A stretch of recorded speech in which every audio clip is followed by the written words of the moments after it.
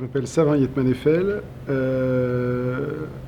Une des raisons pour lesquelles je suis ici, c'est que je suis le créateur, producteur, scénariste et co-réalisateur de la série Urban Star Racers, que j'ai fait il y a plus de 15 ans. Et sinon, voilà, je suis producteur, réalisateur, scénariste selon les cas de figure.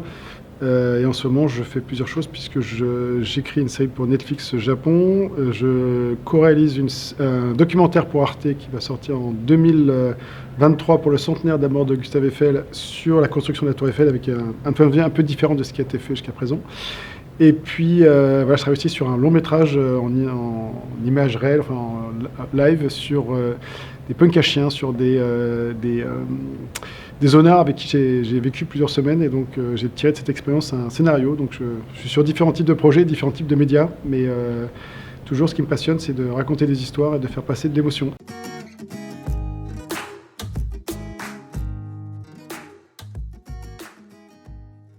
Alors, j'ai travaillé dans l'anime un petit peu par hasard à la sortie de la FEMIS, qui est une école de cinéma. Et j'ai à la fois aimé beaucoup ça et j'étais frustré en fait un peu de la manière dont les choses se passaient à l'époque. C'est un peu changé mais pas non plus trop. Il y a des différents partenaires qui ont des exigences un petit peu fortes, surtout quand c'est des programmes jeunesse, qui ont tendance un peu à limiter ce qu'on peut faire narrativement. Et puis il y a si c'est des coproductions, et les Allemands qui veulent un truc pour les 6-12, les Américains pour plus âgés, les Italiens pour un truc moins âgé. Donc en tant qu'auteur, on est coincé entre plein de demandes contradictoires. Et on ne peut pas faire ce qu'on voudrait faire un truc à la hauteur de ces attentes. Et donc, je voulais, quitte à continuer dans l'animation, qui est en fait un truc que j'aime beaucoup, puisque en fait, quand j'étais petit, je me suis rappelé que j'adorais l'animation japonaise, que ça m'avait beaucoup marqué quand j'étais petit. Candy Candy, Albator, Goldorak, ça m'a beaucoup touché quand j'étais enfant. Puis j'étais un peu... pas solitaire, mais j'étais un petit peu différent, entre guillemets, des autres élèves de la classe. J'étais pas le favori, le top number one dans la classe et tout. J'aimais beaucoup lire des livres. Je m'envahissais beaucoup par l'imaginaire. Et donc, ça a beaucoup compté pour moi. Et je pense que c'est important pour les enfants, pour tous les âges, hein, mais en plus particulièrement pour le programme jeunesse sur lequel je travaillais à cette époque-là, d'aborder des sujets un petit peu forts, dramatiques. Alors, il va y avoir des robots, des machins, Albator, Goldorak, mais derrière, même ces séries-là qui sont très simples, narrativement, il y a quand même des nœuds dramatiques, parfois très forts dans les épisodes, des conflits entre les personnages qui sont vraiment intéressants, et donc ça me paraît important et alors je ne parle pas de Candy, j'ai revu un épisode là, avant de venir, pour avoir la masterclass que j'ai faite tout à l'heure, et c'est tellement émotionnel et tellement, tellement fort cette série, quoi. Donc voilà, les enfants ont besoin nous tous, on a besoin à travers les personnages qu'on voit à l'écran, de vivre des situations avec eux, et ça nous permet de mieux être armés en fait face à ces mêmes problèmes quand ça nous arrive, quoi. Et donc je voulais une série qui soit forte, qui pareil, et derrière un emballage un petit peu simple entre guillemets, action-aventure avec une grande course de vaisseau, puisque c'est un des points forts de la série. Derrière ce bagage, mettre beaucoup de choses émotionnelles, des choses un petit peu cachées, des personnages qui sont en train de se chercher, qui ont des souffrances, qui vont apprendre à les surmonter au cours de la série. Donc je voulais faire les choses un peu différemment, et c'est pour ça que je me suis lancé dans ce projet, Urban Star Racers.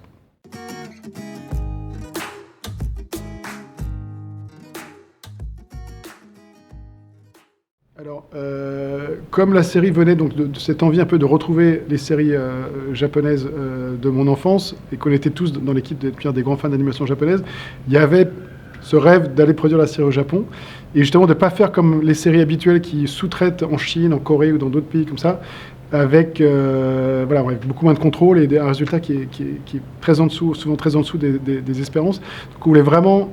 il y avait ce rêve d'abord profiter du savoir-faire japonais qui est exceptionnel, et en plus de travailler avec eux sur place et de faire une vraie collaboration artistique avec le Japon.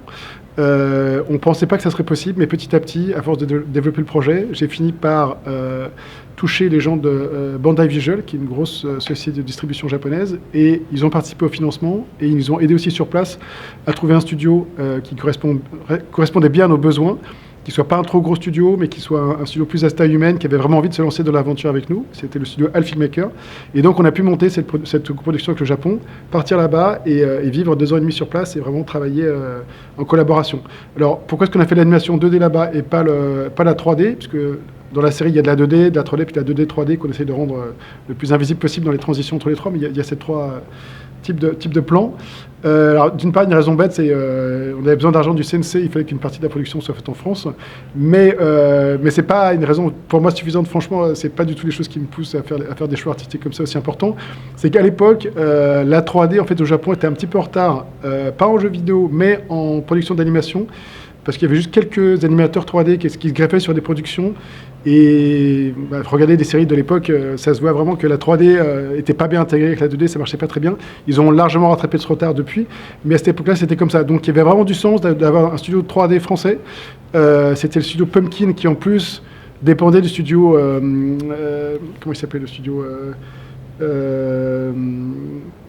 Vibofilm, et donc qui eux étaient un studio 2D en fait. Donc ils avaient vraiment, c'était pas un studio 3D qui venait, qui était juste hardcore 3D, mais c'était des gens qui étaient venus de la 2D, qui étaient passés de la 3D. Donc ils avaient une très bonne compréhension de la manière dont on pouvait intégrer la 2D et la 3D. Et voilà, on travaille avec eux, on a eu vraiment le meilleur des deux mondes, d'avoir la 3D européenne et la 2D japonaise.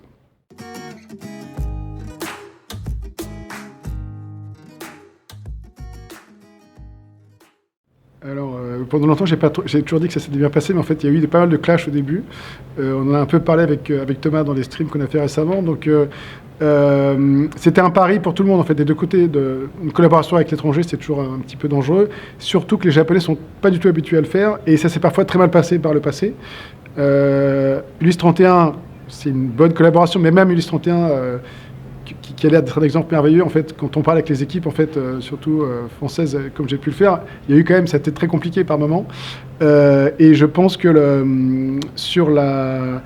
il y a eu aussi des abus en fait, de sociétés américaines qui sont venues au Japon et qui n'ont pas du tout respecté le staff japonais, qui ont signé des contrats, vraiment des contrats pourris. Ce à quoi les studios japonais ne sont pas habitués, parce que vraiment au Japon, dans un rapport de confiance, un contrat, c'est un bout de papier, c'est pas important, c'est vraiment la relation de confiance qui s'établit de personne à personne qui est primordiale.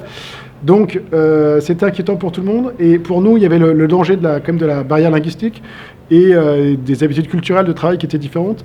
Donc on a mis un peu de temps au départ à se mettre en route. On avait prévu 3 mois en fait, de pré-production, juste de mise en route de travail entre les équipes, de remise à niveau de tout ce qu'on avait fait au niveau artistique, mais de le réinterpréter et de le monter un petit peu plus haut avec les designers japonais et tous les collaborateurs japonais qu'on avait sur place. Et donc dans cette période, il y a eu quelques frictions. Notamment, on était censé avoir un co-réalisateur artistique qui devait être l'interface entre nous et l'équipe japonaise, qui en soi était pas une mauvaise idée forcément, mais ce co-réalisateur n'avait aucune envie d'être co-réalisateur, il voulait être le réalisateur quasiment tout court de la série, et donc on s'est rendu compte qu'il commençait à tirer en fait la série dans une direction qui n'était pas celle qu'on avait choisie, et il y a eu un clash assez violent, et ce monsieur a dû quitter la série, et ensuite ça s'est beaucoup mieux passé, et on est arrivé petit à petit à voir cette osmose qu'on voulait, qu'on se pose plus la question est-ce que c'est une série française ou une série japonaise, mais que ce soit vraiment au ban, quoi, que tout le monde travaille ensemble sur le même projet. Et petit à petit, ils ont vu aussi qui on était, ils nous ont vu au travail au jour le jour, qu'on travaillait autant qu'eux et qu'on avait le niveau de ce qu'on était venu faire avec eux. Et donc Thomas et Stan ont vraiment pu après travailler directement avec les animateurs, surveiller ce qu'ils faisaient directement plan par plan, etc. Parce qu'au départ, on nous cachait un petit peu, les animateurs ne voulaient pas trop qu'on vienne déranger la structure de production, mais au contraire, c'était fondamental qu'on soit en contact très étroit avec eux. Mais donc ça s'est mis sur ces premiers mois en place, petit à petit. D'ailleurs, ça se voit quand on voit la série que les premiers épisodes, il y a une bonne qualité, mais qu'au niveau du caractère design, notamment quand Thomas a pu commencer directement à reprendre des dessins d'animation, on est beaucoup plus cohérent et on monte en puissance au niveau artistique au cours de la série. Et voilà, donc ça, les choses se sont mises en place avec ce petit à-coup un peu, avec ce conflit un peu d'ego ou de volonté de prendre le contrôle de la série qui a un petit moment. Je ne pense pas qu'il était vraiment intentionnel de la part des coproducteurs japonais, mais qui était, en tout cas, le fait au moins d'une personne dans la production. Et après, voilà, en nous voyant au travail, tout s'est bien passé et on a monté, la qualité n'a cessé d'augmenter au fur et à mesure de la production.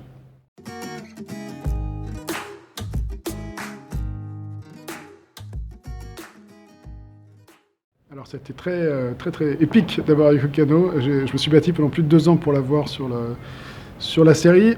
En fait, il se trouve que via Bandai Visual, on a été mis en contact, parce que j'avais dit que j'adorais Yoko Kanno, avec Monsieur Ota, qui était son producteur. Mais il m'a dit tout de suite, Yoko Kanno, c'est pas possible, elle est trop occupée, et puis elle est trop difficile à gérer. Pour moi, je suis trop âgé maintenant, elle est trop artistique, c'est trop fatigant pour moi de travailler avec Yoko Kanno. Donc sur votre projet, je peux pas. Sur d'autres projets, peut-être, mais le vôtre, ça sera non. Par contre, je vous propose plusieurs très bons compositeurs. Et c'est grâce à lui qu'on a eu Takuo Iwasaki qui a fait donc, ce qu'on appelle les BGM, donc les musiques d'ambiance qui sont vraiment superbes sur Urban. Il y a plus de 85 morceaux, dont plein de morceaux qui ont été créés à l'image, donc pour des séquences exactement au bon rythme pour les séquences. Donc ça, c'est quand même une qualité, c'est assez rare. Et je pense que production occidentale, c'est jamais fait comme ça. Mais voilà, étant producteur et réalisateur, je pouvais me permettre de dire, OK, sur la musique, je veux vraiment qu'on mette le paquet parce que vraiment, ça va être un truc important pour la série. Donc voilà, on s'est fait plaisir, on a une très très belle musique. Mais il restait les génériques de début et de fin. Iwasaki Taku, c'est pas son truc de faire des génériques en particulier. Et donc, je suis venu relancer plusieurs fois Monsieur Ota en me disant, Yoko Kanno, est-ce qu'on ne pourrait vraiment pas l'avoir, ça serait tellement bien, etc. Et pendant ce temps-là, en plus, on pétinait parce qu'on avait vu d'autres studios qui étaient spécialisés en générique, qui nous proposaient des musiques, mais c'était vraiment jamais le truc qu'on voulait. Et puis un jour, alors que ça commençait vraiment à devenir un peu problématique, qu'on n'ait toujours pas de musique pour fabriquer, parce qu'on a besoin de la musique pour fabriquer l'animation qui matche exactement la musique pour les génériques, Monsieur Ota est venu me voir un soir, je me rappelle, à la fin de journée au studio, et il m'a dit oui, alors j'ai une jeune auteure qui m'a fait 3 petites démos là, je sais pas, peut-être ça vous intéresse, donc je vous les laisse là écouter, je sais pas ce que ça vaut, mais si ça vous plaît, dites-moi quoi. Bon, ok, je prends le truc, j'écoute avec Thomas, et première musique, waouh, ça c'est cool, ça c'est le générique de début, super. Deuxième, pas mal, mais peut-être un peu moins ce qu'on voulait. Et la troisième, voilà, je suis tombé amoureux de cette musique, je me suis dit, mais c'est génial ce morceau, quoi. Donc ça, c'est la musique Warateta, qui est la musique de fin du générique. Donc c'était les bandes démos, assez simples, mais super beau. Et donc je rappelle Monsieur Ota, je dis, super, bah écoutez, merci, je sais pas qui est cette jeune compositrice, mais on a nos morceaux de générique, c'est génial. Et là, il fait, non, je voulais pas. Et donc on comprend en fait que c'est Yoko Kanno qui avait écouté qui avait vu tous les éléments de la série, longtemps réfléchi sur la série, qui avait composé 3 morceaux pour être les génériques potentiels, mais il voulait pas nous la donner trop facilement, et il voulait surtout pas qu'on la prenne parce que c'est Yoko Kanno. Il voulait vraiment qu'on aime la musique et que ce soit la raison de notre choix. Et donc voilà, on adorait la musique, et Yoko Kanno donc, a finalisé ensuite les 2 morceaux de générique. Et c'était un grand moment de bonheur d'assister aux séances d'enregistrement, d'être avec elle, de la voir travailler, elle est pleine de pêche et tout, super créative. Et on a ces 2 beaux morceaux, et notamment particulièrement Warateta, moi qui est vraiment un morceau que j'adore, que je trouve d'une émotion très forte. Dans le making-of de la série qui est réalisée par l'ex-pilote, elle explique d'ailleurs très bien en fait que elle a voulu montrer les 2 facettes de Molly, parce que Molly a un côté très énergique, puis un côté beaucoup plus triste et mélancolique par rapport à la blessure qu'elle porte en elle. Et donc les 2 musiques expriment ces 2 facettes de la personnalité de Molly. Et Warateta a été sélectionné, l'a mis sur le best-of de Yoko Kanno and Seed Bells, qui est sorti il y a quelques années. Il y avait Warateta, donc j'étais très fier que cette musique soit aussi importante pour Yoko Kanno que pour nous.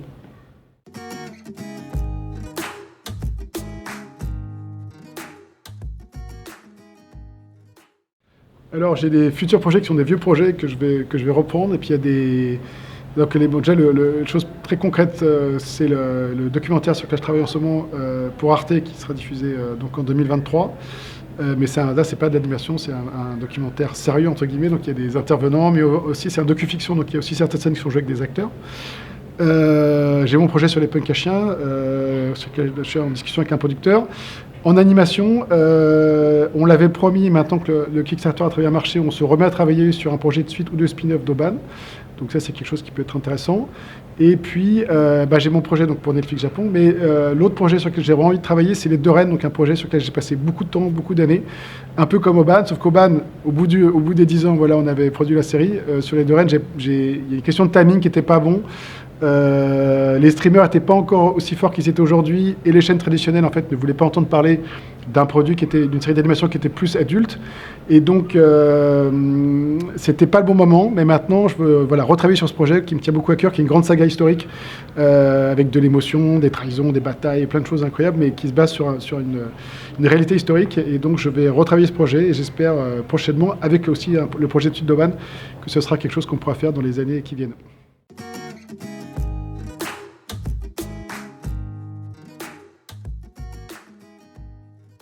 Alors là, c'est grand sujet, parce que là, c'est pop culture, c'est très très large.